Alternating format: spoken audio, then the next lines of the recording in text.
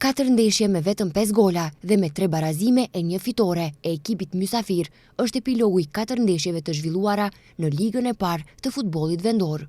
Pas javës së 32, dilema e vetme mbetet ekipi që do të luan balotazh për të siguruar mbijetesën. Edhe kjo javë, si ato të disa javëve të fundit, nxori në sipërfaqe rezultatet për t'i analizuar, sidomos tek ato ekipe që luftojnë mbijetesën.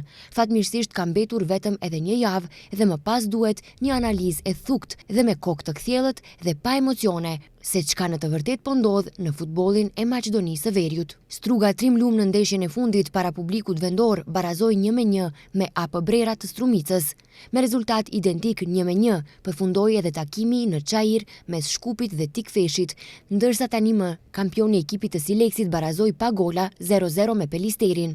Rabotniçki në cilësinë e vendasit humbi 0-1 nga Vardari, ndërsa Shkëndia dhe Besa ishin të lirë. Struga Trimlum AP Brera 1-1, Rabotniçki Vardari 0-1, Shkupi Tikfeshi 1-1 dhe Sileksi Pelisteri 0-0.